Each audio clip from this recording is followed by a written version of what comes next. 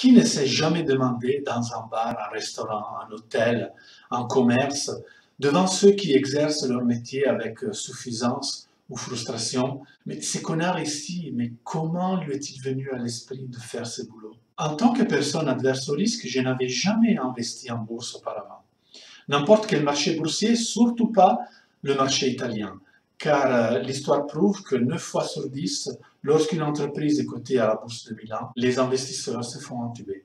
Sans compter qu'en fait, je n'ai jamais eu d'argent à investir. La preuve, l'introduction en bourse de la Juventus s'est faite à 3,7 € en 2001.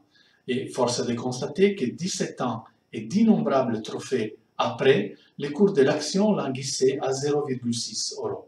Mais au début de l'été dernier, la rumeur de l'arrivée de Cristiano Ronaldo dans mon équipe de football préférée, qui est d'ailleurs la meilleure équipe de football au monde, était de plus en plus forte.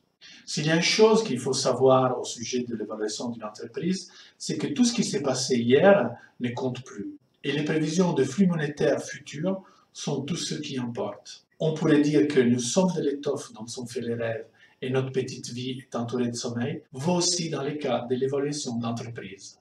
Bref, cette fois-ci, je n'ai pas pu m'empêcher. Il ne m'a pas fallu trop de sommeil pour rêver de ce que CR7 aurait pu représenter pour la Juventus en termes de cash flow et me décider à acheter des actions. Mais la réponse du conseiller de banque a été claire.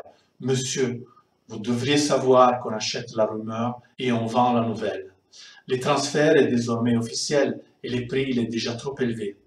À votre place, moi, je ne le ferai pas. Les cours de l'action étaient ce jour-là de 0,8. Inutile de dire que 2 mois après, il a doublé. Et après des hauts et des bas, 6 mois plus tard, il est toujours environ 1,6 €. La leçon que j'en tire dans ce cas est la suivante. Ne faites jamais confiance aux conseillers de banque quand il s'agit de votre argent. Non, blague à part, vous devez avoir la passion pour votre travail. Étudier, lire, apprendre, écouter. Dans tous les cas, comprendre quand et à quel point le client qui est devant nous sans souci. Rendre son expérience client unique et faire de lui un client satisfait. Le thème de la passion qui se traduit forcément dans la qualité de ce qu'on fait a été traité par Robert Pirsig dans son fameux traité du zen et de l'entretien des motocyclettes, que je vous conseille si vous ne l'avez pas encore lu. Lui, il est devenu un expert du fonctionnement de sa moto comme réaction à l'attitude de mécanicien qu'au moindre pépin lui faisait perdre du temps et dépenser beaucoup d'argent avant de trouver une solution.